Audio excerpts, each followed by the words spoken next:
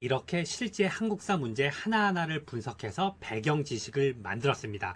또 저희가 한국사 퀴즈 앱도 있으니 댓글 혹은 설명란을 참고해 주세요. 그럼 바로 시작합니다. 최익현, 조선 근대, 최익현에 대해 이야기해 볼게요. 최익현은 조선 후기와 대한제국 시기에 활동한 대표적인 위정척사 사상가이자 의병장이에요. 1833년 경기도 포천에서 태어났어요. 어린 시절 이항로라는 유명한 성리학자의 문화에서 공부했는데 이항로는 위정척사 사상의 대표적인 인물이었어요. 그래서 최익현도 자연스럽게 위정척사 사상을 이어받게 되었죠. 최익현은 흥선대원군이 경복궁을 중건하면서 백성들에게 너무 큰 부담을 지우자 이를 강하게 비판하는 상소를 올렸어요. 또 대원군이 서원을 철폐하려 하자 1873년에 이를 비판하는 계유상소를 올렸어요. 이 상소로 인해 대원군이 권력에서 물러나는 데 영향을 미쳤다고 해요. 최익현은 외양일체론을 주장했는데 이것은 서양 오랑캐와 일본이 본질적으로 같다는 뜻이에요. 그래서 일본과의 개항도 반대했고 1876년 강화도 조약 체결 때도 도끼를 들고 궁궐 앞에서 반대하는 지부복궐 척화이소를 올렸어요. 을사늑약이 체결된 후인 1906년 최익현은 70대의 노령에도 불구하고 전라북도 태인에서 의병을 일으켰어요. 하지만 일본군에 체포되어 대마도로 끌려갔고 그곳에서 일본이 주는 음식을 거부하며 단식 끝에 1907년 순국했어요. 묘호제도, 삼국시대 고려 조선, 묘호라는 것에 대해 알아볼게요. 묘호는 왕이 세상을 떠난 뒤에 그 이름을 높여 부르는 호칭이에요. 원칙적으로 나라를 세운 왕은 조를 붙이고 그 나머지는 종을 붙였어요. 우리나라 역사에서 처음으로 묘호를 쓴 왕은 신라의 태종 무열왕이에요. 삼국을 통일하는 데 큰 공을 세웠기 때문에 태종이라는 묘호를 받았죠. 고려시대에는 태조만 조의 묘호가 붙여졌어요. 조선시대에는 다양한 이유로 조를 붙인 왕이 여럿 있었어요. 나라를 세운 태조, 왕위에 오르지 못하고 죽었지만 나중에 추존된 왕들, 그리고 큰 업적을 세운 왕들이 조의 묘호를 받았어요.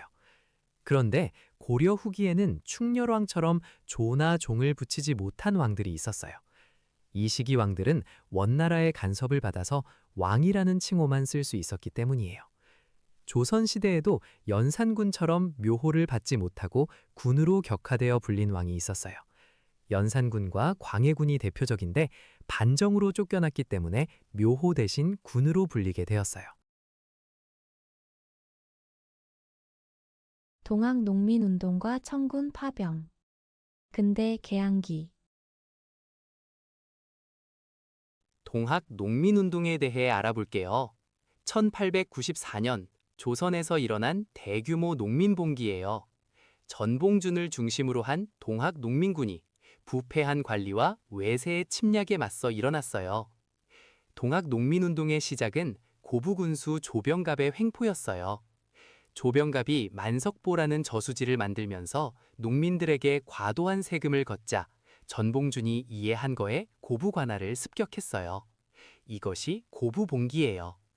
이후 농민군은 전라도 각지에서 봉기해 황토연 전투에서 관군을 크게 이겼어요. 승리를 거듭한 농민군은 마침내 전주성을 점령했어요. 이때 조선 정부는 농민군을 진압할 힘이 없어서 청나라에 군대를 보내달라고 요청했어요. 청나라 군대가 들어오자 텐진 조약에 따라 일본군도 조선에 들어왔어요. 청일 양국 군대가 조선에 주둔하게 된 거예요. 전봉주는 외국 군대가 들어온 것을 보고 전주 하약을 맺어 일단 싸움을 멈췄어요. 그리고 전라도 각지에 집강소를 설치해서 패정개혁을 직접 실시했어요. 집강소에서는 노비 문서를 불태우고 탐관오리를 처벌하고 토지를 고르게 나누려 했어요. 하지만 일본이 경복궁을 점령하고 내정에 간섭하자 전봉주는 다시 봉기했어요. 이것이 2차 봉기예요. 농민군은 일본군과 관군의 연합부대와 공주 우금치에서 격전을 벌였지만 신식문기 앞에서 패배하고 말았어요. 전봉주는 체포되어 처형당했어요.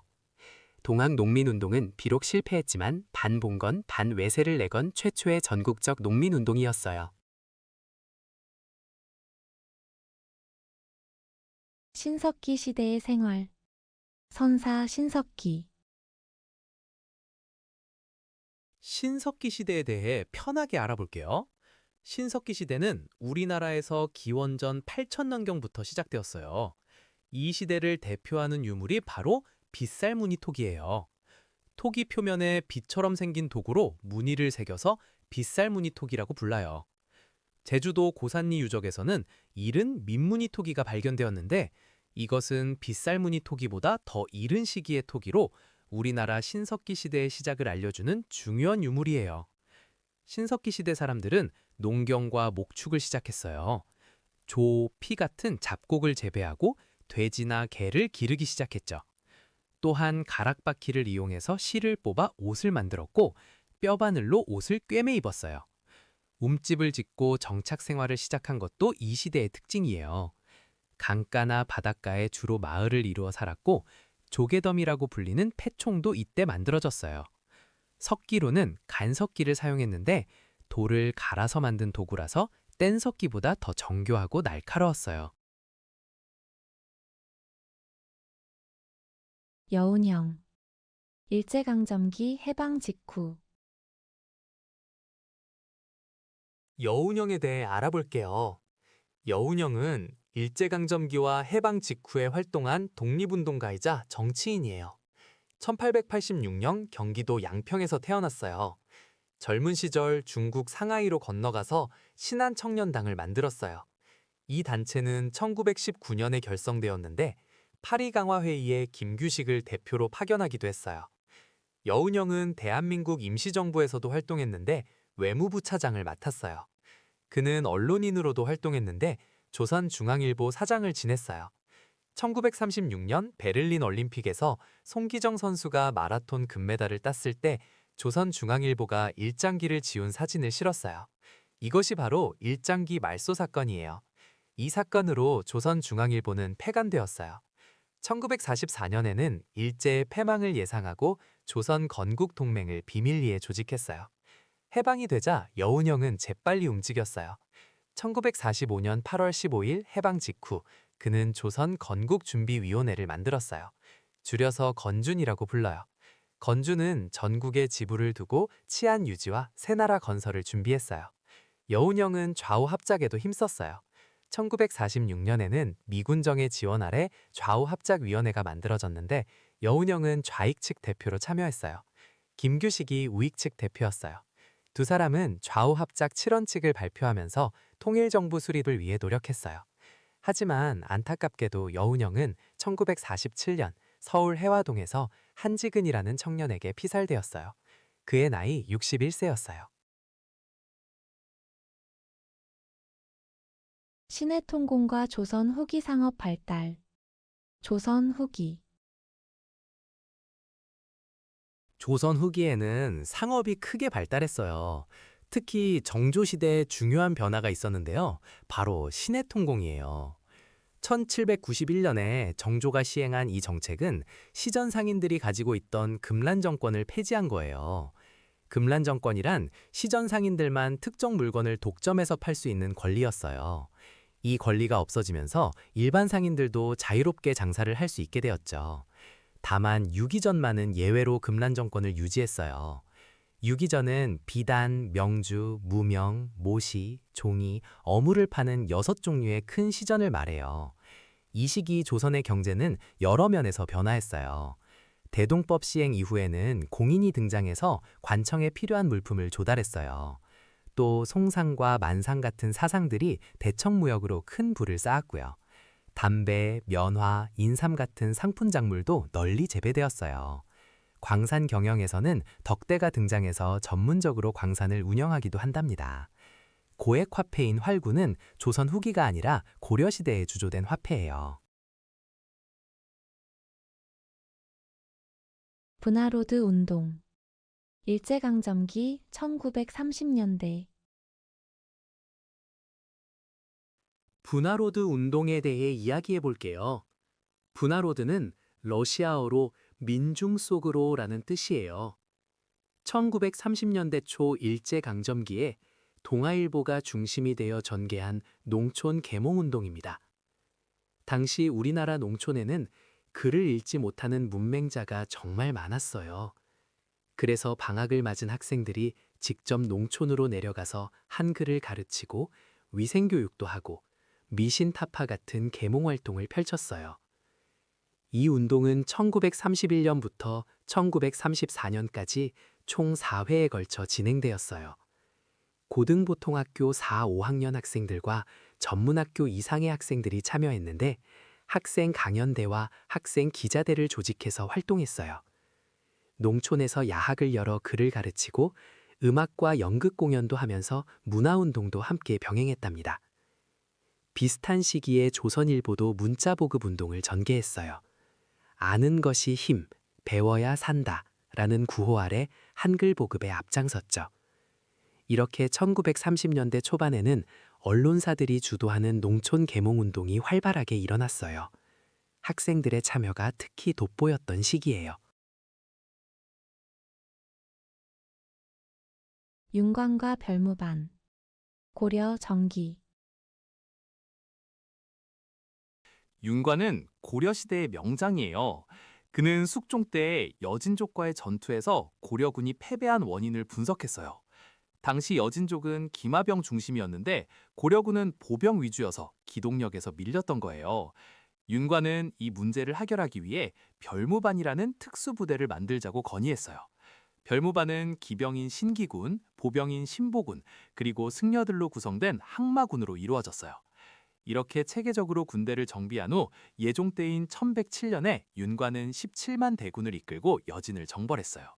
그 결과 동북 지역에 9개의 성을 쌓았는데 이것이 바로 동북구성이에요. 하지만 여진족의 끈질긴 반격과 성을 유지하는 데 드는 비용 문제로 결국 1년 만에 여진에게 돌려주게 되었어요. 한편 강동 육주는 고려 성종 때 서희가 외교 담판으로 획득한 것이고 쓰시마섬 정벌은 조선 세종 때 이종무가 외구 소탕을 위해 실시한 것이에요. 쌍성 총관부는 고려 공민왕 때 수복한 곳으로 원나라가 설치했던 기관이었어요. 조광조의 개혁 정치. 조선 정기. 조광조에 대해 이야기해 볼게요. 조광조는 조선 중종 때 활동한 대표적인 살인파 학자예요. 1482년에 태어났고 호는 정암이에요. 그는 어린 시절 김굉필에게 학문을 배웠는데 김굉필은 김종직의 제자로 살인파의 학맥을 이어받은 분이에요. 조광조는 1515년에 과거에 급제한 뒤 중종의 신임을 받으며 개혁 정치를 펼쳤어요. 그가 주장한 대표적인 개혁이 바로 혈량과실시예요. 혈량과는 추천을 통해 인재를 뽑는 제도인데 기존의 과거 시험만으로는 훌륭한 인재를 제대로 뽑기 어렵다고 생각했기 때문이에요. 또한 그는 소격서 폐지를 주장했어요. 소격서는 도교의 제사를 지내는 관청인데 조광조는 유교 이념에 맞지 않는다고 보았어요. 그리고 중종반정 때 공을 세운 사람들 중에서 자격이 없는 사람들의 공신칭호를 삭제해야 한다는 위훈 삭제도 주장했어요. 하지만 이런 급진적인 개혁은 기존 훈구파 세력의 반발을 샀고 결국 1519년 기묘사화가 일어나면서 조광조는 사약을 받고 세상을 떠났어요. 그의 나이 겨우 38세였어요. 조광조는 비록 짧은 생애를 살았지만 조산 살인파의 정신적 지주로서 후대에 큰 영향을 미쳤어요. 나중에 그의 제자들이 세운 서원에서 글을 기리며 학문을 이어갔답니다. 19세기 예언 사상과 사회 불안. 조선 후기. 19세기 조선은 정말 힘든 시기였어요.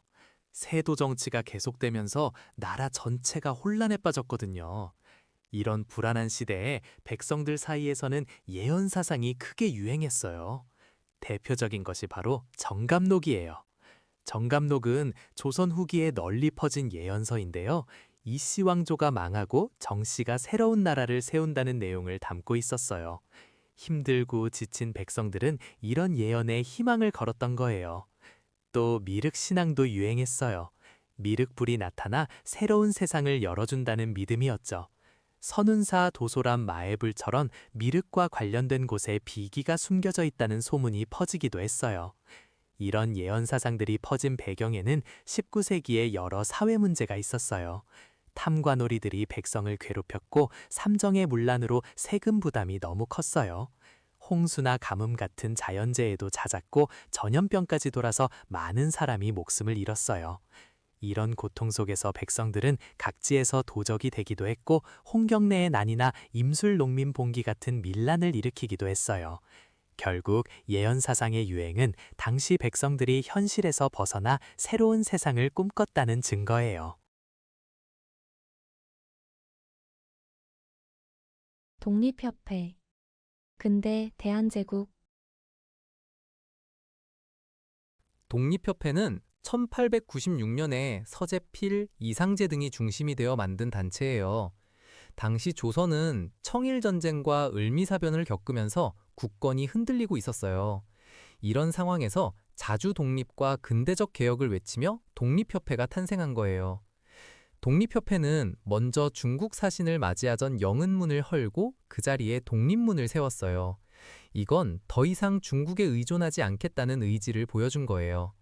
또한 독립신문을 발행해서 백성들에게 자주 독립의식을 심어주려 했어요. 독립협회의 가장 큰 업적 중 하나는 만민공동회를 개최한 거예요. 만민공동회는 신분에 상관없이 누구나 참여할 수 있는 민중집회였어요. 여기서 러시아의 이권 침탈을 반대하고 의회 설립을 요구하는 목소리를 높였어요. 특히 1898년에 열린 관민공동회에서는 헌의 6조를 결의했어요. 헌의 6조에는 외국에 의지하지 말고 관민이 합심하여 전제 황권을 굳건히 하자는 내용이 담겨 있었어요. 독립협회는 입헌 군주제를 지향하면서 의회 설립 운동을 펼쳤어요. 중추원을 개편해서 의회 역할을 하게 하려 했던 거예요. 하지만 황제권을 제한할 수 있다는 우려 때문에 보수 세력의 반발을 샀어요. 결국 고종 황제의 명령으로 1898년에 강제 해산되고 말았어요. 독립협회는 비록 짧은 기간 활동했지만 자유민권운동과 참정권운동의 시초가 되었어요. 이성계와 황산대첩. 고려 후기. 이성계는 고려 말기의 무장으로 나중에 조선을 건국한 인물이에요. 그는 원래 고려의 장군으로서 많은 전투에서 활약했어요. 특히 홍건적과 왜구를 물리치는데 큰 공을 세웠죠. 황산대첩은 1380년에 있었던 전투로 이성계가 왜구를 크게 무찌른 싸움이에요. 당시 왜구의 장수 아지발도를 사살하면서 큰 승리를 거뒀어요. 이 승리로 이성계는 백성들에게 영웅으로 칭송받게 되었어요. 그런데 이성계는 1388년 위화도 회군이라는 결정적인 사건을 일으켜요. 원래 명나라를 치러 가던 군대를 이끌고 압록강 위화도에서 군대를 돌려 개경으로 돌아온 거예요. 이때 최영 장군을 제거하고 정권을 장악했어요. 이후 이성계는 조선을 건국하고 태조가 되었어요. 반면에 처인성 전투에서 몽골군을 물리친 것은 김윤후라는 승려예요. 정변을 일으켜 목종을 폐위한 것은 강조의 정변이에요. 교정별감이 되어 국정을 장악한 것은 최충원이고요. 전민 변정도감의 책임자로서 개혁을 이끈 것은 신돈이에요. 의열단. 일제강점기. 의열단에 대해 알아볼게요. 의열단은 1919년 11월에 중국 지린성에서 만들어진 항일 무장 독립운동 단체예요. 김원봉이 중심이 되어 조직했고 약산이라는 호로도 유명하죠. 의열단이 만들어진 배경을 보면 1919년 3월에 3.1운동이 일어났지만 일제의 탄압으로 독립을 이루지 못했어요. 이에 일부 독립운동가들은 평화적인 방법만으로는 독립이 어렵다고 생각했어요. 그래서 직접 행동으로 일제를 공격하자는 움직임이 생겼고 그 결과 의열단이 탄생한 거예요. 의열단의 활동 방식은 폭탄과 총을 이용한 직접적인 무력 투쟁이었어요. 일제의 주요 기관이나 고위 관리를 공격 대상으로 삼았죠. 대표적인 의거로는 1920년 박재혁의 부산경찰서 폭탄 투척, 1921년 김익상의 조선총독부 폭탄 투척, 1923년 김상옥의 종로경찰서 폭탄 투척 등이 있어요. 특히 1926년에는 나석주가 동양척식 주식회사와 조선 식산은행에 폭탄을 던지기도 했어요. 의열단의 정신적 지침이 된 문서가 있는데 바로 조선혁명 선언이에요. 1923년에 신채호가 작성한 이 선언문은 민중의 직접 혁명을 강조했어요.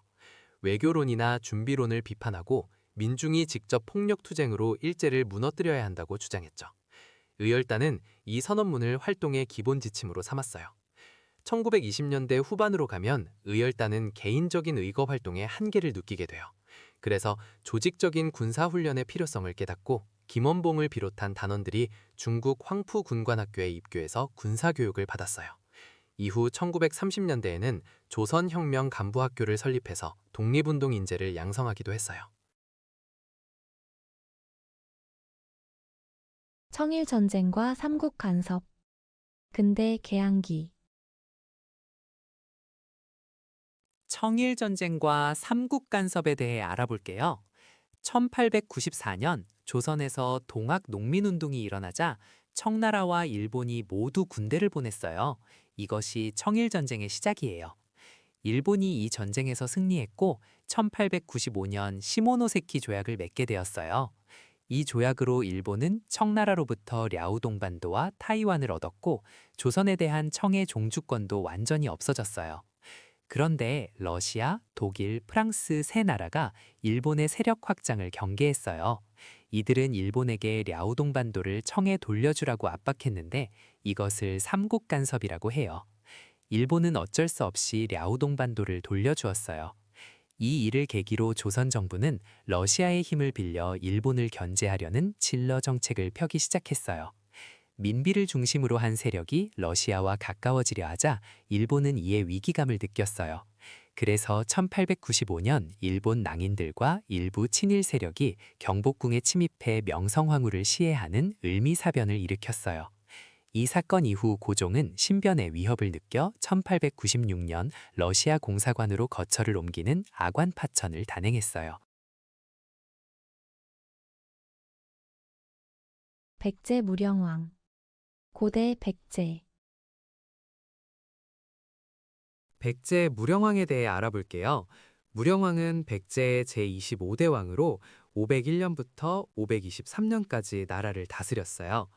무령왕의 무덤은 충청남도 공주에 있는데 1971년에 발굴되어 큰 화제가 되었어요. 이 무덤이 특별한 이유는 도굴되지 않은 채로 발견되어서 많은 유물이 그대로 남아 있었기 때문이에요. 무덤 안에서 묘지석이 발견되었는데 이 묘지석 덕분에 무덤의 주인이 무령왕이라는 것을 정확히 알 수 있었어요. 무령왕릉은 중국 남조의 양나라 무덤 양식을 본떠서 벽돌로 만든 벽돌 무덤이에요. 이것은 백제가 중국과 활발하게 교류했다는 증거이기도 해요. 무덤에서는 왕과 왕비의 금제 관 장식, 금 귀걸이, 청동 거울 등 화려한 유물들이 쏟아져 나왔어요. 무령왕은 재위 기간 동안 백제의 국력을 크게 회복시킨 왕이에요. 그는 중국 양나라와 외교 관계를 맺어 국제적 지위를 높였어요.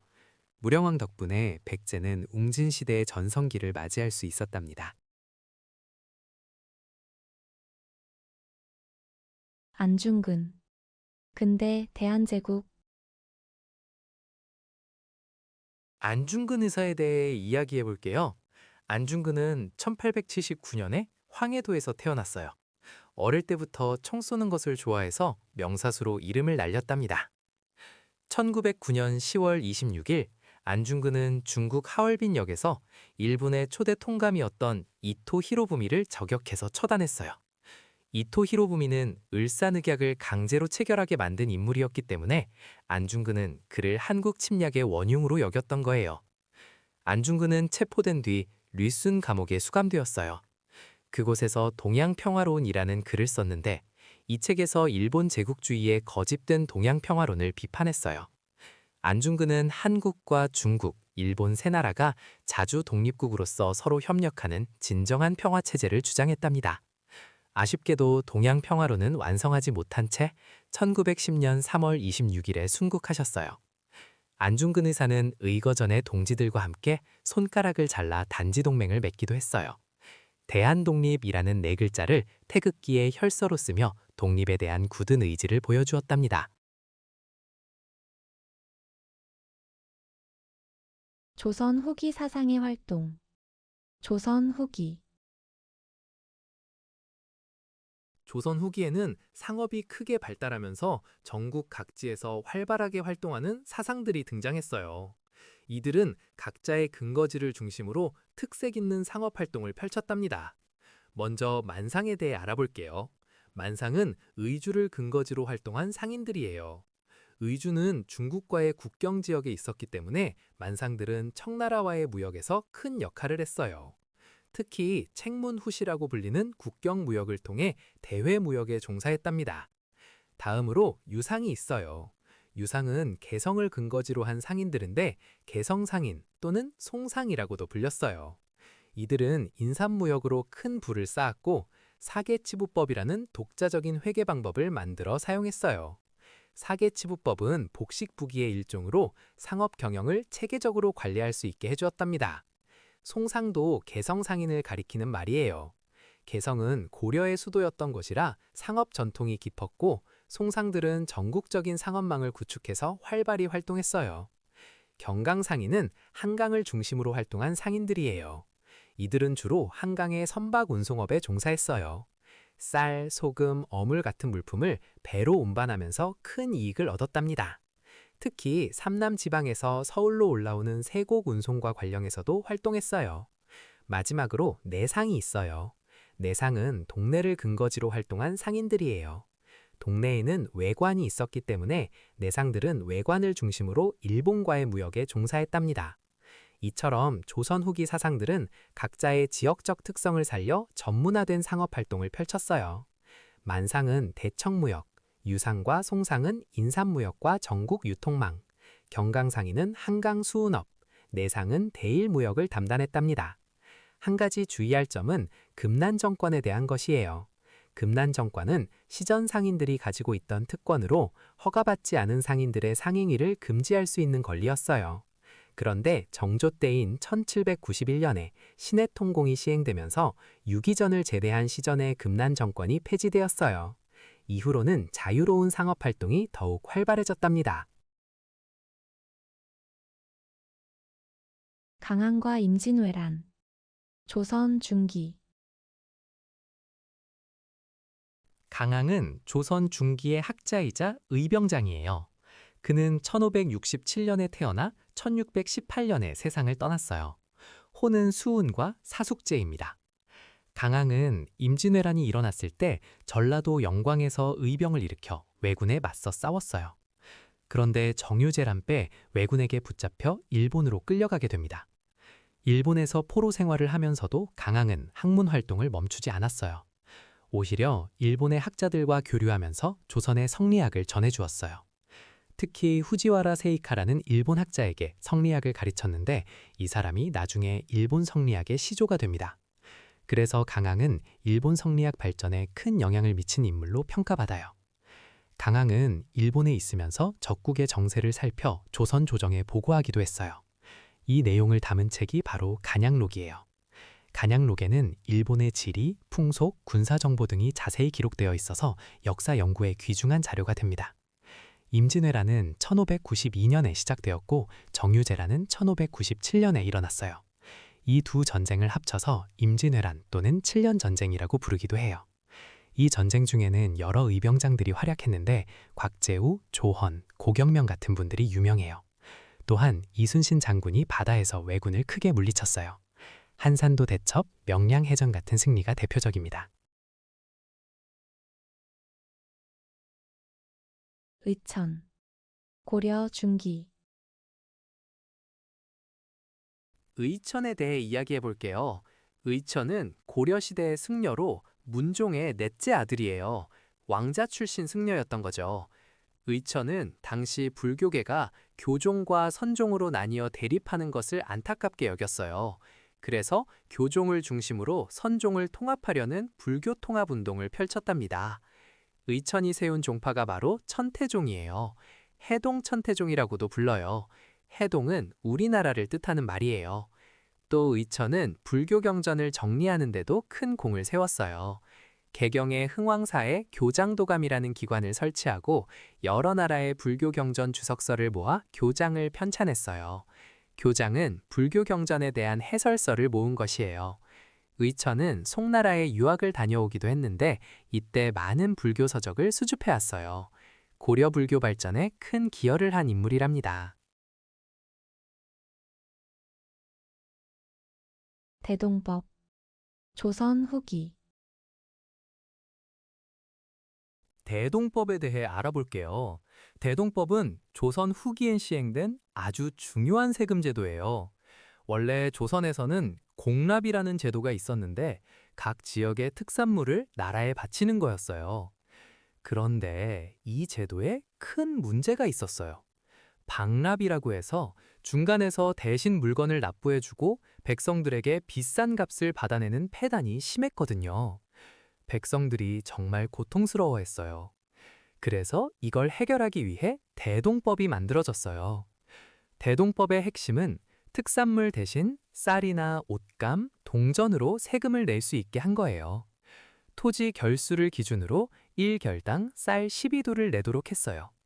이렇게 하면 방납의 폐단을 막을 수 있었죠. 대동법은 광해군 때인 1608년에 경기도에서 처음 시행되었어요. 그런데 전국으로 확대되기까지는 무려 100년이나 걸렸어요. 양반 지주들과 방납으로 이익을 보던 사람들이 반대했기 때문이에요. 숙종 때인 1708년에야 전국적으로 시행되었답니다. 대동법 덕분에 공인이라는 새로운 상인이 등장했어요. 공인은 나라에서 필요한 물품을 대신 조달하는 상인이에요. 이들의 활동으로 상품 화폐 경제가 발달하게 되었어요. 설총. 통일신라 중기. 설총은 신라 시대의 대표적인 유학자예요. 그는 원효 대사의 아들로 태어났어요. 원효가 요석공주와의 사이에서 낳은 아들이 바로 설총이에요. 설총은 어릴 때부터 매우 총명했다고 해요. 그는 우리나라 유학의 발전에 큰 공을 세웠어요. 특히 이두를 체계적으로 정리한 것으로 유명해요. 이두란 한자의 음과 뜻을 빌려서 우리말을 표기하는 방법이에요. 한자만으로는 우리말을 제대로 적을 수 없었거든요. 그래서 설총이 한자를 활용해서 우리말을 적을 수 있는 체계를 만든 거예요. 또한 설총은 신문왕에게 화왕계라는 글을 지어 바쳤어요. 화왕계는 꽃의 왕을 주제로 한 글인데요. 임금에게 바른 정치를 해야 한다는 교훈을 담고 있어요. 설총은 신라 시대를 대표하는 유학자로서 후대의 신라 시편 중 한 명으로 꼽히게 되었어요. 조선 시대에는 문묘에 배향되어 그 학문적 업적을 인정받았답니다. 물산장려운동. 일제강점기. 물산장려운동에 대해 알아볼게요. 1920년대 일제강점기. 우리 민족은 경제적으로도 독립을 이루고 싶었어요. 그래서 시작된 것이 바로 물산장려운동이에요. 이 운동의 핵심은 간단해요. 우리가 만든 물건을 우리가 사자는 거예요. 외국 물건, 특히 일본 물건 대신 조선 사람이 만든 토산품을 애용하자는 운동이었어요. 1920년 평양에서 조만식 선생님을 중심으로 시작되었어요. 조만식 선생님은 민족주의 운동가로 간디처럼 비폭력 저항을 강조해서 조선의 간디라고 불리기도 했어요. 평양에서 시작된 이 운동은 점차 전국으로 퍼져나갔어요. 1923년에는 서울에서 조선물산장려회가 만들어지면서 더욱 조직적으로 전개되었어요. 내 살림 내 것으로 조선 사람 조선 것이라는 구호가 유명했어요. 하지만 이 운동에는 한계도 있었어요. 당시 사회주의 계열에서는 이 운동이 결국 조선인 자본가와 상인들만 이롭게 한다고 비판했어요. 가난한 민중들은 비싼 국산품을 살 여유가 없었거든요. 그래서 민족 내부에서도 논쟁이 있었답니다. 그래도 물산장려 운동은 경제적 자립을 통해 민족의 실력을 기르자는 실력 양성 운동의 대표적인 사례로 기억되고 있어요. 청산리 대첩. 근대 일제강점기. 청산리 대첩에 대해 이야기해 볼게요. 1920년은 우리 독립군이 만주에서 일본군과 맞서 싸우던 시기예요. 그해 6월에 봉오동 전투에서 독립군이 일본군을 크게 물리쳤어요. 이에 분노한 일본은 대규모 병력을 만주로 보내 독립군을 토벌하려 했어요. 이때 김좌진 장군이 이끄는 북로 군정서군과 홍범도 장군의 대한독립군 등 여러 독립군 부대가 연합해서 일본군에 맞섰어요. 1920년 10월 만주 청산리 일대에서 독립군 연합부대는 백운평, 천수평, 어랑촌 등 여러 곳에서 일본군과 10여 차례 전투를 벌였어요. 이것이 바로 청산리 대첩이에요. 이 전투에서 독립군은 일본군에게 큰 피해를 입히며 대승을 거뒀어요. 청산리 대첩은 봉오동 전투와 함께 1920년대 무장 독립투쟁의 가장 빛나는 승리로 기록되고 있어요. 하지만 일본은 이 패배에 대한 보복으로 간도 지역 한인 마을을 무차별 학살하는 경신참변을 일으켰어요. 이후 독립군은 일본의 추격을 피해 러시아 자유시로 이동하게 됩니다. 조선 태종의 지방제도 정비. 조선 정기. 조선 태종 때 지방제도가 크게 정기되었어요. 태종은 전국을 8도로 나누었는데 이것이 바로 경기도, 충청도, 전라도, 경상도, 강원도, 황해도, 평안도, 함경도예요. 이 8도 체제는 조선시대 내내 유지되었답니다. 각 도에는 관찰사를 파견해서 그 지역의 수령들을 감독하게 했어요. 관찰사는 도의 행정, 사법, 군사를 총괄하는 아주 중요한 자리였어요. 그런데 조선 초기에는 모든 군현의 수령을 파견하지는 못했어요. 수령이 파견된 군현보다 파견되지 않은 군현이 더 많았답니다. 수령이 없는 작은 고을은 이웃 큰 고을의 수령이 함께 관할했어요. 또한 지방 세력을 견제하기 위해 기인 제도를 실시했어요. 기인 제도란 지방 향리의 자제를 서울에 머물게 하는 제도인데 일종의 인질 역할을 한 거예요. 이렇게 해서 지방 세력이 중앙에 반기를 들지 못하도록 견제했답니다. 윤동주. 일제강점기. 윤동주는 일제강점기에 활동한 민족 시인이에요. 그는 1917년 북간도 명동촌에서 태어났어요. 명동촌은 독립운동가들이 많이 살던 마을이었죠. 윤동주는 연희 전문학교에서 공부하면서 송몽규와 함께 민족 정신과 조국의 독립에 대해 깊이 고민했어요. 그의 대표작으로는 서시, 별 해는 밤, 또 다른 고향 같은 시들이 있어요. 특히 서시에는 죽는 날까지 하늘을 우러러 한 점 부끄럼이 없기를 이라는 유명한 구절이 담겨 있죠. 1943년 윤동주는 일본 유학 중에 조선인 유학생들을 모아 독립과 민족문화 수호를 선동했다는 죄목으로 체포되었어요. 그리고 후쿠오카 형무소에서 옥고를 치르던 중 1945년 2월에 순국했어요. 광복을 불과 6개월 앞두고 28의 젊은 나이로 세상을 떠난 거예요. 그의 시는 어둡고 힘든 시대에도 맑고 순수한 영혼을 잃지 않으려는 의지를 담고 있어서 지금까지도 많은 사람들에게 사랑받고 있어요. 여운형. 일제강점기 현대. 여운형에 대해 이야기해 볼게요. 여운형은 1886년 경기도 양평에서 태어난 독립운동가예요. 그는 일제강점기에 다양한 방식으로 독립운동을 펼쳤어요. 1919년에는 중국 상하이에서 신한청년당을 조직했는데 이 단체는 파리 강화회의에 김규식을 대표로 파견하기도 했어요. 1922년에는 안창호 등과 함께 국민대표회의 준비위원회를 조직해서 독립운동 세력을 하나로 모으려고 노력했어요. 국내로 돌아온 후에는 1933년에 조선중앙일보사 사장을 맡아 언론 활동을 했어요. 1944년에는 일제의 패망을 예견하고 현우현 등과 함께 조선건국동맹이라는 비밀 조직을 만들었어요. 이 조직은 해방 후 새로운 나라를 세우기 위한 준비를 했던 거예요. 1945년 해방이 되자 여운형은 조선건국준비위원회를 조직해서 새나라 건사를 준비했어요. 그는 좌우합작운동에도 적극적이었는데 1946년에 김규식과 함께 좌우합작위원회를 구성해서 분열된 민족의 힘을 하나로 모으려고 했었어요.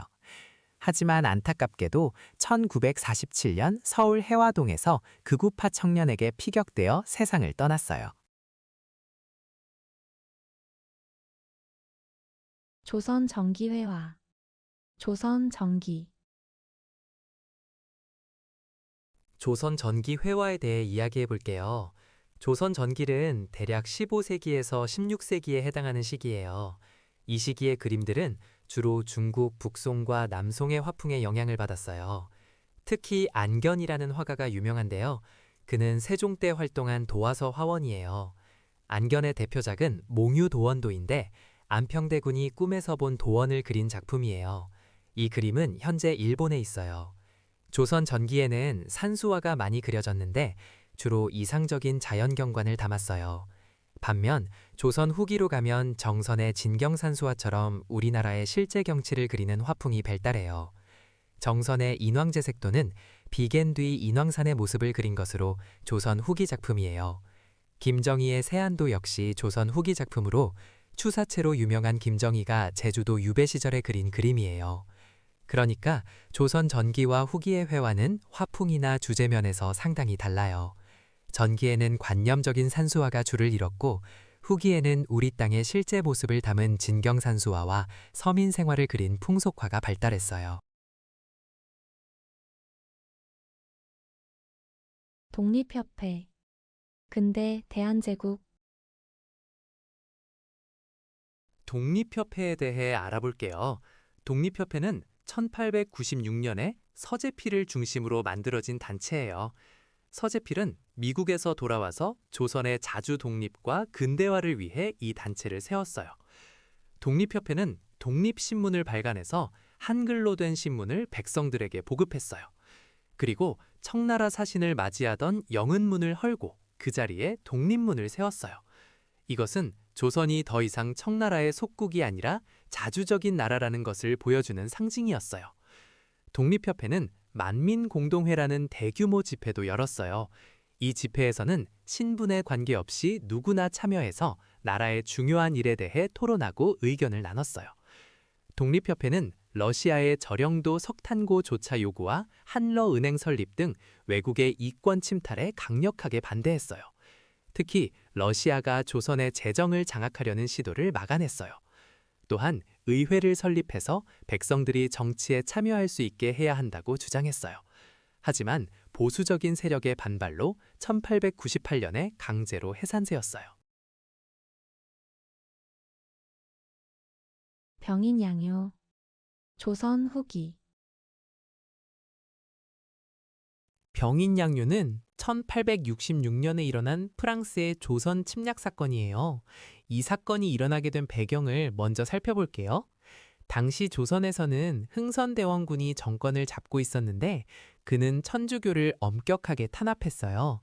1866년에 프랑스 선교사 9명을 포함해서 수많은 천주교 신자들을 처형했는데 이것을 병인박해라고 해요.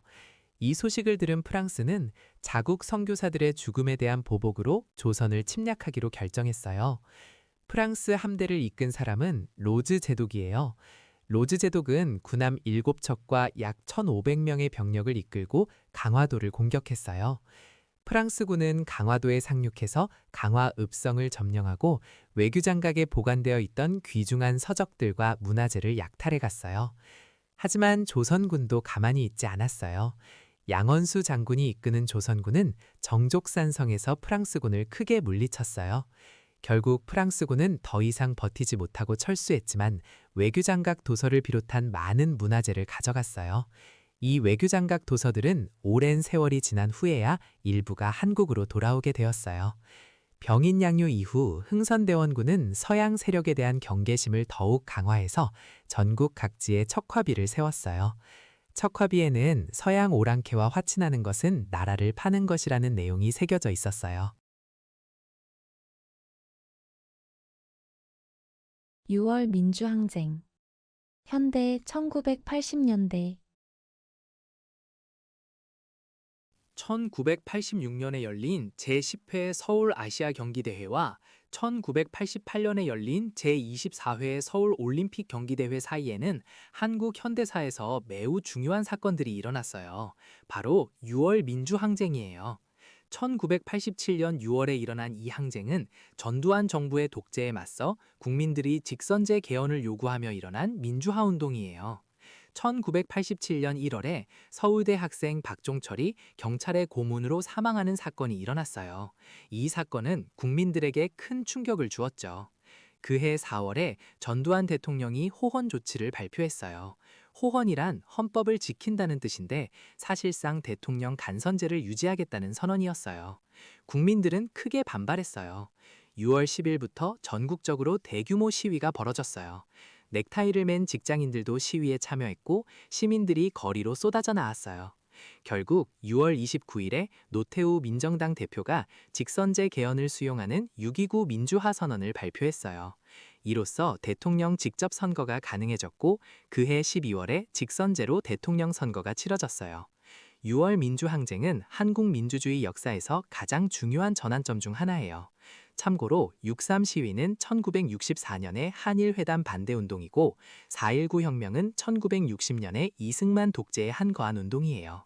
부마 항쟁은 1979년에 부산과 마산에서 일어난 유신체제 반대운동이고 6.15 남북공동선언은 2000년에 발표된 남북정상회담 합의문이에요. 고려 몽골 항쟁과 주요 항쟁지. 고려 중기.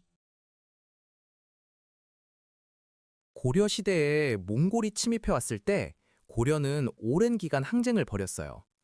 1231년 몽골의 1차 침입이 시작되면서 고려는 큰 위기를 맞이했어요. 당시 무신 정권을 이끌던 최우는 강화도로 수도를 옮기기로 결정했어요. 바다를 건너야 하는 섬이라 기만인족인 몽골군이 쉽게 공격하기 어려울 거라고 판단한 거예요. 그래서 1232년에 개경에서 강화도로 천도했고 이후 약 40년 가까이 강화도가 고려의 수도 역할을 했어요. 몽골과의 항쟁기의 수도였던 셈이에요. 한편 육지에서는 백성들과 군인들이 곳곳에서 몽골군에 맞서 싸웠어요. 특히 충지성 전투에서는 노비 출신들이 중심이 되어 몽골군을 물리치는 큰 공을 세웠어요. 신분이 낮은 노비들도 나라를 지키기 위해 목숨 걸고 싸운 거예요. 또 처인성 전투에서는 김윤후라는 승려가 이끄는 부대가 몽골의 장수 살리타를 사살하는 대승을 거뒀어요. 이 전투는 몽골군의 기세를 크게 꺾은 중요한 승리였어요. 경주에서는 황룡사 9층 목탑이 몽골군의 침입으로 불타 없어지는 비극이 있었어요. 신라 때부터 내려온 소중한 문화재가 사라진 거예요. 몽골과의 강화 이후에도 삼별초는 끝까지 항복하지 않고 항쟁을 이어갔어요. 삼별초는 처음 진도로 내려가 싸우다가 나중에 제주도로 옮겨서 최후의 항쟁을 벌였어요. 승경도 놀이. 조선. 승경도 놀이에 대해 알아볼게요. 승경도는 조선시대의 양반들이 즐기던 놀이예요. 이름의 뜻은 벼슬살이를 하는 도표라는 의미입니다. 놀이 방법은 윤목이라고 불리는 주사위를 굴려서 나온 눈끝만큼 말을 옮기는 거예요. 놀이판에는 조선시대의 여러 관직들이 적혀 있어요. 낮은 관직에서 시작해서 누가 먼저 높은 관직에 오르는지 겨루는 놀이입니다. 이 놀이에는 당시 사람들이 높은 관리가 되고 싶어 했던 바람이 담겨 있어요. 또한 놀이를 하면서 자연스럽게 조선시대 관직의 종류와 체계를 익힐 수 있었답니다. 조선의 관직은 정일품부터 종구품까지 모두 18등급으로 나뉘어 있었어요. 승경도 놀이판에는 이러한 관직들이 순서대로 배치되어 있어서 놀이를 통해 관직 체계를 배울 수 있었습니다. 참고로 조선시대의 다른 전통 놀이들도 있는데요. 윷놀이는 4개의 육가락을 던져서 나온 결과에 따라 말을 옮기는 놀이예요. 고누놀이는 바둑판처럼 생긴 판 위에서 상대방의 말을 잡거나 가두는 놀이입니다. 칠교놀이는 7개의 조각으로 여러 가지 모양을 만드는 놀이예요. 도산 안창호의 독립운동. 대한제국 일제강점기. 도산 안창호는 대한제국 시기와 일제강점기에 활동한 독립운동가예요. 그는 평안남도 강서 출신으로 어린 시절 서강에서 한학을 배우다가 서양식 교육에 눈을 뜨게 되었어요. 특히 독립협회 활동에 참여하면서 민족의식을 키워나갔습니다. 안창호는 교육과 실력 양성을 통해 나라를 구해야 한다고 믿었어요.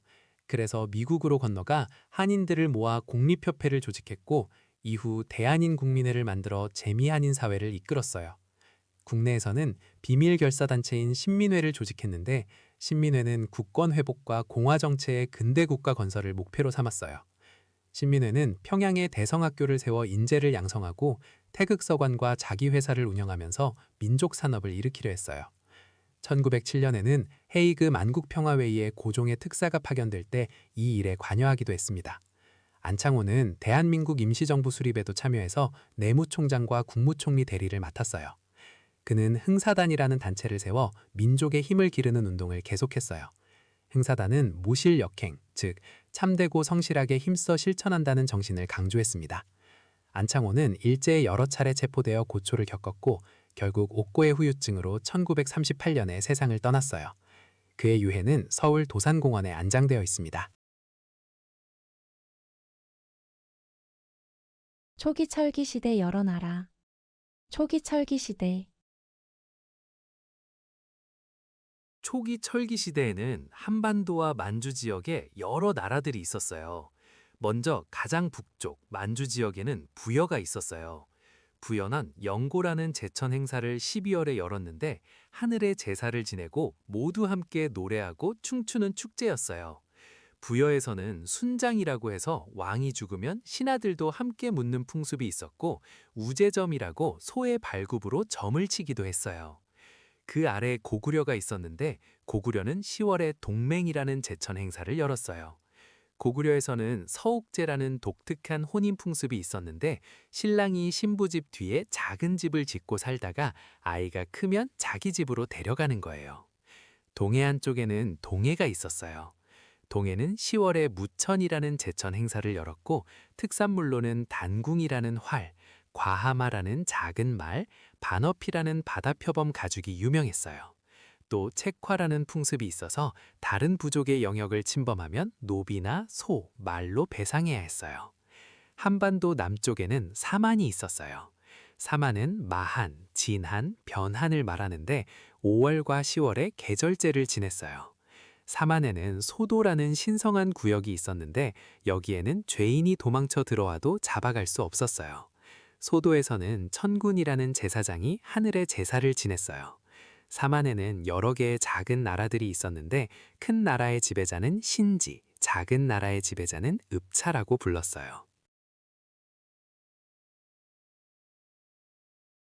국채보상운동. 근대 대한제국. 국채 보상운동에 대해 알아볼게요. 1907년에 일어난 이 운동은 일본에게 진 빚을 우리 힘으로 갚아서 나라의 주권을 지키자는 경제적 구국운동이에요. 당시 대한제국은 일본에게 약 1,300만 원이라는 큰 빚을 지고 있었어요. 이 빚 때문에 나라가 일본에 더 종속될 위기에 처하자 국민들이 스스로 돈을 모아 빚을 갚자고 나선 거예요. 이 운동은 대구에서 서상돈, 김광재 등이 처음 시작했어요. 대구 광문사라는 곳에서 처음 제안되었고 곧 전국으로 퍼져나갔어요. 남자들은 담배를 끊어서 그 돈을 모으고 여자들은 반지나 비녀 같은 폐물을 내놓았어요. 학생들도 용돈을 아껴서 참여했고 기생들까지 의연금을 냈어요. 대한매일신보, 황성신문, 제국신문 같은 언론들도 적극적으로 이 운동을 알리고 지지했어요. 전국 각지에 국채보상 기성회가 만들어져서 모금운동을 벌였어요. 하지만 아쉽게도 이 운동은 성공하지 못했어요.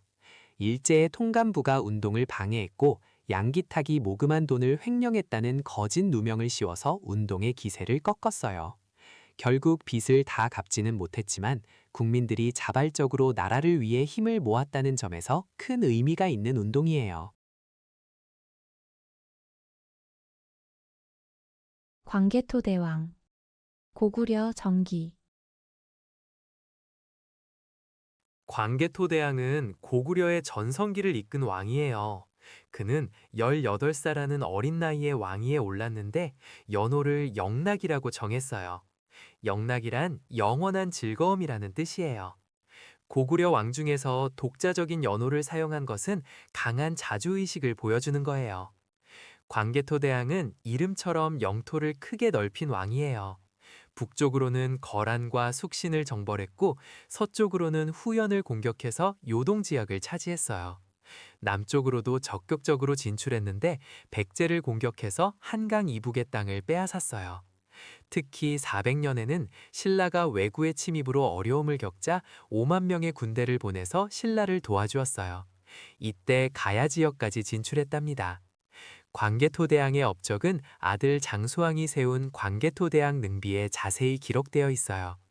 이 비석은 지금의 중국 지린성 지안에 있는데 높이가 6m가 넘는 거대한 비석이에요.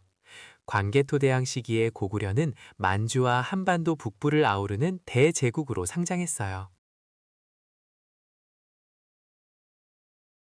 1988년 서울 올림픽. 현대 노태우 정부. 1988년 서울 올림픽에 대해 이야기해 볼게요. 서울 올림픽은 제24회 하계 올림픽으로 1988년 9월에 개최되었어요. 이 올림픽은 한국 역사에서 정말 중요한 의미를 가지는데요. 분단 국가인 대한민국이 세계적인 스포츠 행사를 성공적으로 치러냈다는 점에서 국제적 위상이 크게 높아졌어요. 당시 160개국에서 약 8천 명이 넘는 선수들이 참가했는데 이는 이전 올림픽보다 훨씬 많은 규모였어요. 냉전 시대에 소련과 동유럽 국가들 그리고 미국과 서방 국가들이 모두 참가해서 화합의 장이 되었답니다. 주제가는 손에 손잡고였는데 이 노래는 동서화합의 의미를 담고 있었어요. 마스코트는 호돌이라는 귀여운 호랑이 캐릭터였어요. 서울올림픽이 열린 시기는 노태우 정부 시절이었는데요. 당시 한국은 민주화 이후 첫 올림픽을 개최하는 것이어서 더욱 의미가 깊었어요. 이 올림픽을 계기로 한국은 공산권 국가들과의 외교 관계를 넓혀나가는 북방 외교를 본격적으로 추진하게 되었어요. 소련, 중국, 동유럽 국가들과 수교하는 발판이 된 거예요. 삼별초. 고려 중기. 삼별초에 대해 알아볼게요. 삼별초는 고려시대에 만들어진 특수 군사 조직이에요. 원래 야별초라는 이름으로 시작했는데 밤에 도둑을 잡는 순찰대 역할을 했어요. 그러다가 점점 규모가 커지면서 좌별초와 우별초로 나뉘었고 여기에 몽골에 잡혀갔다가 돌아온 사람들로 구성된 신의군이 합쳐져서 삼별초가 되었어요. 삼별초는 무신정권 시기에 최씨 정권의 사병 역할도 했고 몽골과의 전쟁에서도 큰 활약을 했어요. 특히 유명한 것은 삼별초의 대몽항쟁이에요. 고려 정부가 몽골과 강화를 맺고 개경으로 돌아가려 하자 삼별초는 이에 반발했어요. 배중손의 지휘 아래 진도로 내려가 용장산성을 거점으로 저항을 계속했어요. 진도가 함락된 후에는 김통정의 지휘로 제주도로 옮겨가서 항파두리성을 쌓고 끝까지 항전했어요. 결국 1273년에 여몽연합군에 의해 진압되었지만 삼별초의 항쟁은 고려 백성들의 자주적인 대몽항쟁 정신을 보여주는 중요한 역사로 기억되고 있어요. 인천 상륙 작전. 현대 6.25 전쟁.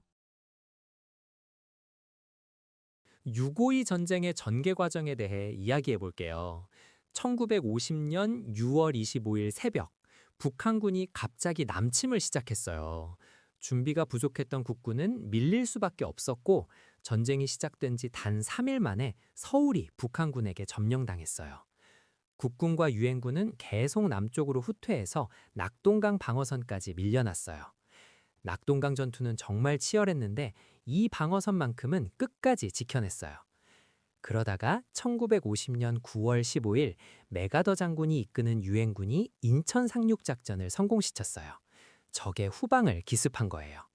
이 작전 덕분에 전세가 완전히 역전되었고 9월 28일에는 서울을 되찾았어요. 이후 국군과 유엔군은 북진을 계속해서 압록근까지 올라갔어요. 그런데 1950년 10월 중국군이 대규모로 참전하면서 상황이 또 바뀌었어요. 중국군의 인해 전술에 밀린 국군과 유엔군은 다시 후퇴해야 했고 1951년 1월 4일에는 서울을 또다시 빼앗겼어요. 이것을 일사후퇴라고 불러요. 이후 전선은 38도선 부근에서 교착 상태에 빠졌고 긴 협상 끝에 1953년 7월 27일에 휴전협정이 체결되었어요. 6월 민주항쟁. 현대 1980년대 6월 민주항쟁에 대해 이야기해 볼게요. 1987년 6월에 일어난 이 항쟁은 우리나라 민주화 역사에서 정말 중요한 사건이에요. 당시 전두환 정부는 대통령을 국민이 직접 뽑지 못하게 하고 체육관에서 소수의 선거인단만 모여서 대통령을 뽑는 간접 선거 방식을 고수하려고 했어요. 이것을 호원, 즉 헌법을 지키겠다는 뜻으로 4월 13일에 호원 조치를 발표했죠. 그런데 국민들은 대통령을 직접 뽑을 수 있는 직선제 개헌을 원했어요. 그러던 중 1월에 서울대 학생 박종철이 경찰의 고문으로 사망한 사건이 알려지면서 국민들의 분노가 폭발했어요. 전국 각지에서 시민들과 학생들이 거리로 나와 직선제 개헌을 외쳤죠. 결국 6월 29일 당시 여당 대표였던 노태우가 직선제 개헌을 받아들이겠다는 선언을 해요. 이것이 바로 6.29 민주화 선언이에요. 이 선언 덕분에 헌법이 개정되었고 그해 12월에 국민들이 직접 대통령을 뽑는 선거가 실시되었어요. 5년 단임의 대통령 직선제가 이때 확립된 거예요. 구석기, 신석기, 청동기 시대의 특징과 대표 유물 선사시대 신석기 한국사에서 선사시대는 크게 구석기 시대, 신석기 시대, 청동기 시대로 나눌 수 있어요. 먼저 구석기 시대에 대해 이야기해 볼게요. 구석기 시대 사람들은 주먹도끼나 찌개 같은 뗀석기를 사용했어요. 뗀석기란 돌을 깨트려서 만든 도구를 말해요. 이 시대 사람들은 주로 동굴이나 바위 그늘, 막집에서 살았어요. 사냥과 채집으로 먹을 것을 구했고 한 곳에 정착하지 않고 먹이를 따라 이동하는 생활을 했어요. 아직 농사를 짓거나 토기를 만들 줄 몰랐고 계급도 없는 평등한 사회였어요. 다음으로 신석기 시대를 살펴볼게요. 신석기 시대의 대표적인 유물은 빗살무늬 토기예요. 토기 표면에 빗살 모양의 무늬가 새겨져 있어서 이런 이름이 붙었어요. 이 시대에는 농경과 목축이 시작되었어요. 조, 피, 수수 같은 곡물을 재배하기 시작했고 가락바퀴를 이용해서 실을 뽑아 옷을 지어 입었어요. 간석기라고 해서 돌을 갈아서 만든 도구도 사용했어요. 신석기 시대 사람들은 주로 강가나 바닷가에 움집을 짓고 살았어요. 청동기 시대가 되면 사회가 많이 달라져요. 비파형 동검이나 민무늬 토기가 대표적인 유물이에요. 비파형 동검은 중국의 비파라는 악기를 닮았다고 해서 붙여진 이름이에요. 이 시대에는 청동으로 만든 도구가 등장했지만 청동은 귀에서 주로 무기나 의식용 도구로 사용했고 실제 농사에는 여전히 간석기를 사용했어요. 청동기 시대의 가장 큰 변화는 계급의 등장이에요. 지배자와 피지배자가 나뉘었고 고인돌이나 비파형 동검 같은 유물이 권력자의 존재를 보여줘요. 사람들은 구릉지대의 취락을 이루며 살았고 벼농사도 본격적으로 시작되었어요. 형평운동과 조선 형평사 근대 일제강점기 형평운동에 대해 알아볼게요. 형평운동은 1923년에 경상남도 진주에서 시작된 사회운동이에요. 이 운동은 백정들의 신분차별 철폐를 목표로 했어요. 백정은 조선시대에 도축업에 종사하던 사람들로 오랫동안 사회적으로 심한 차별을 받아왔어요. 그들은 호적에도 제대로 올리지 못하고 모욕적인 칭호로 불리며 천대받았어요. 1923년 4월 진주에서 이학찬, 강상호 등이 중심이 되어 조선 형평사를 창립했어요. 형평이라는 이름은 저울이 평평하다는 뜻으로 모든 사람이 평등하다는 의미를 담고 있어요. 형평사는 계급 타파와 교육 장려를 주요 목표로 내세웠어요. 백정의 자녀들도 학교에 다닐 수 있도록 하고 사회적 편견을 없애기 위해 노력했어요. 형평운동은 전국으로 확산되어 1920년대 대표적인 사회운동 중 하나가 되었어요. 당시 일제강점기 아래에서 여러 사회운동이 활발하게 일어났는데 형평운동도 그 중 하나로 인권과 평등을 위해 싸운 중요한 움직임이었어요. 신석기 시대의 생활 모습 선사시대 신석기 신석기 시대는 약 기원전 8000년경부터 시작된 시대예요. 이 시대의 가장 큰 특징은 바로 빗살무늬 토기를 사용했다는 거예요. 빗살무늬 토기는 표면에 빛처럼 생긴 도구로 무늬를 새긴 토기인데 주로 음식을 저장하거나 조리하는 데 사용했어요. 신석기 시대 사람들은 강가나 바닷가에 움집을 짓고 정착 생활을 시작했어요. 움집은 땅을 파고 그 위에 지붕을 얹은 형태의 집이에요. 이 시대에는 농경과 목축이 시작되었어요. 조, 피, 수수 같은 곡식을 재배하기 시작했고 돼지나 개 같은 동물을 기르기도 했어요. 농사를 짓게 되면서 갈, 돌과 갈판이라는 도구가 등장했어요. 이것은 곡식의 껍질을 벗기거나 가루를 만드는 데 사용했어요. 또한 가락바퀴를 이용해서 실을 뽑고 옷을 만들어 입기 시작했어요. 가락바퀴는 동그란 바퀴 모양의 도구로 가운데 구멍에 막대를 꽂아 돌리면서 실을 뽀갔어요. 신석기 시대 사람들은 조개더미, 즉 폐총을 남겼는데 이것을 통해 당시 사람들이 조개나 물고기를 많이 먹었다는 것을 알 수 있어요. 민족주의 사학. 근대 일제강점기. 일제강점기에 우리 민족의 역사를 지키려던 역사학자들이 있었어요. 박은식, 신채호, 그리고 정인보 같은 분들이에요. 이분들은 민족주의 사학자라고 불려요. 왜냐하면 일제가 우리 역사를 왜곡하고 깎아내리려 할 때 우리 민족의 정신과 혼을 강조하며 맞섰기 때문이에요. 박은식은 한국통사와 한국독립운동 지열사를 썼어요. 한국통사는 조선이 망해가는 과정을 아프게 기록한 책이에요. 박은식은 나라는 잠시 없어질 수 있어도 역사가 남아있으면 민족은 살아남는다고 믿었어요. 그래서 국혼, 즉 나라의 정신을 강조했어요. 신채호는 조선상고사와 조선사 연구초를 썼어요. 그는 역사를 아와 비아의 토쟁으로 보았어요. 아는 우리 민족이고 비아는 우리가 아닌 것이에요. 신채호는 특히 고대사 연구에 힘을 쏟았고 단군과 고조선의 역사를 중요하게 다뤘어요. 난가사상이라고 해서 화랑정신의 뿌리를 연구하기도 했어요. 이 민족주의 사학자들의 공통점은 일제의 식민사관에 맞서 우리 역사의 자주성과 민족정신을 지키려 했다는 거예요. 일제는 우리 민족이 스스로 발전할 능력이 없다고 주장했는데 이분들은 역사 연구로 그 거짓말에 맞섰어요. 분황사 모전석탑. 신라 중대. 문항사 모전석탑에 대해 이야기해 볼게요. 이 탑은 신라 시대에 만들어진 아주 특별한 석탑이에요. 경상북도 경주시에 있고 국보 제30호로 지정되어 있어요. 분항사 모전석탑은 현재 남아있는 신라 석탑 중에서 가장 오래된 것으로 알려져 있어요. 선덕여왕 때인 634년에 분항사가 창건되면서 함께 세워졌다고 해요. 이 탑의 가장 큰 특징은 돌을 벽돌 모양으로 다듬어서 쌓았다는 점이에요. 그래서 이름에 모전이라는 말이 붙었는데 모전이란 벽돌을 모방했다는 뜻이에요. 백제의 석탑들이 목조 건축의 형태를 본뜬 목탑적 요소를 보여주는 것과는 달리 분항사 모전석탑은 중국의 전탑, 즉 벽돌탑의 영향을 받아서 돌을 벽돌처럼 깎아 쌓은 거예요. 원래는 7층 또는 9층이었을 것으로 추정되지만 지금은 3층만 남아 있어요. 탑의 1층 몸돌 내면에는 문을 만들고 그 양쪽에 인왕상을 배치했는데 이 인왕상들은 신라 조각의 뛰어난 솜씨를 보여줘요. 일제강점기 전시 동원 체제와 민족 말살 정책.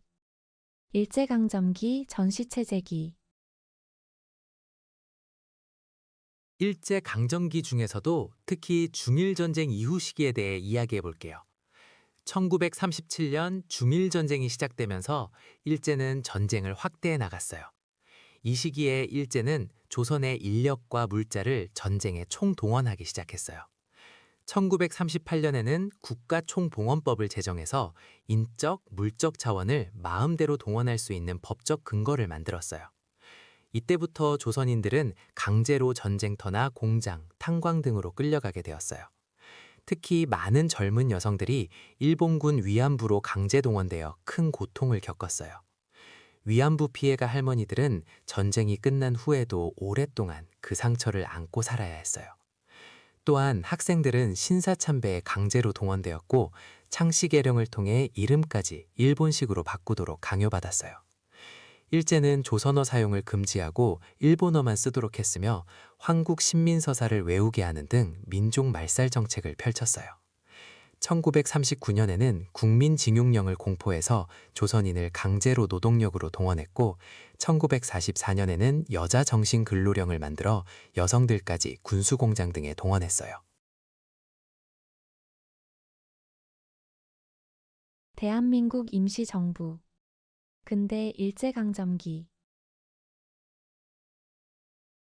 대한민국 임시정부에 대해 이야기해 볼게요.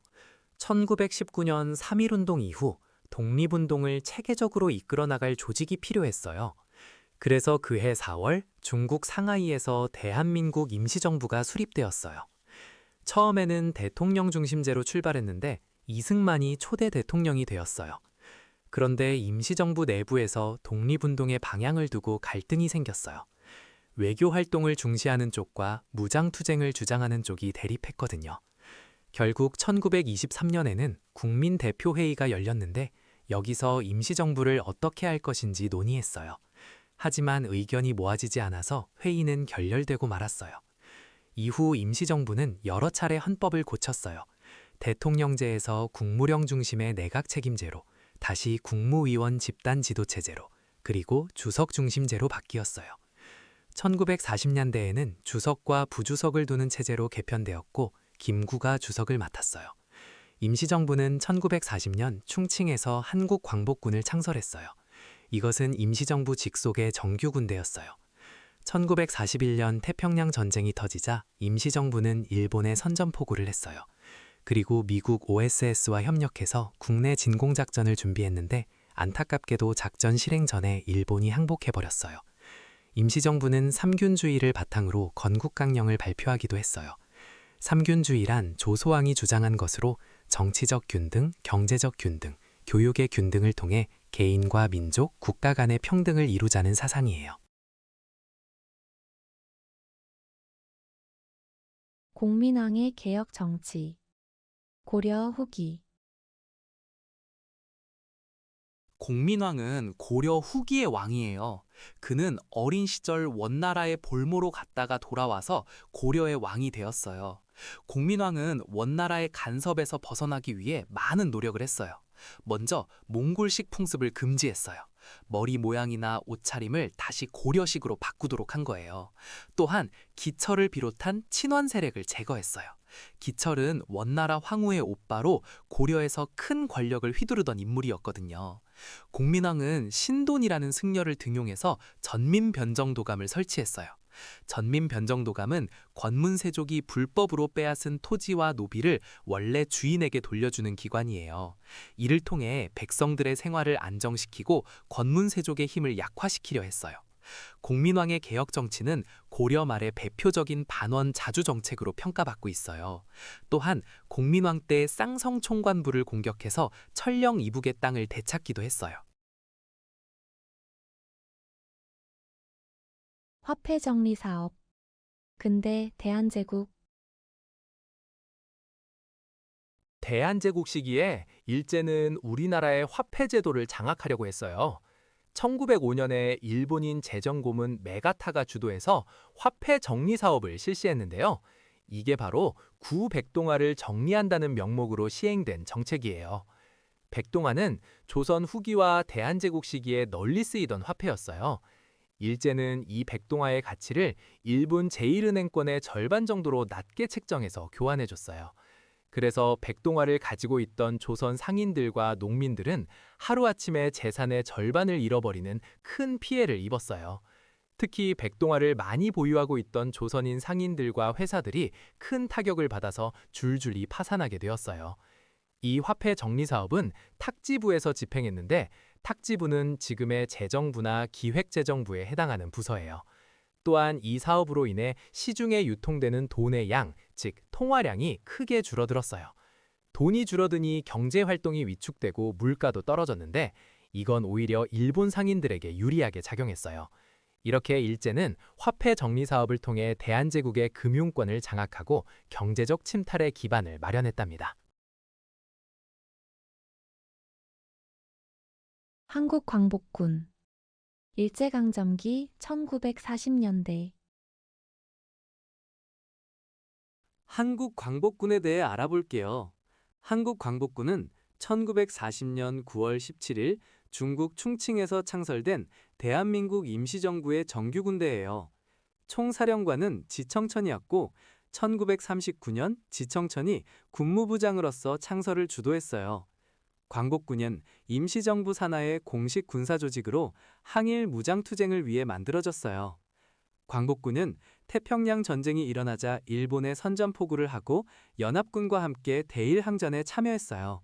특히 미국 전략정보국인 OSS와 협력해서 국내 진공작전을 준비했는데 이 작전은 국내 정진군을 조직해서 한반도에 직접 진입하려는 계획이었어요.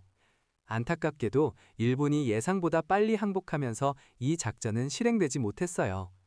광복군은 인도와 미얀마 전선에서 영국군과 함께 활동하기도 했고 중국 관내 지역에서 초모 활동을 통해 일본군에 끌려간 한인 청년들을 모집해서 대원을 늘려나갔어요. 김원봉이 이끌던 조선의용대 일부가 광복군에 합류하면서 세력이 더욱 커졌어요.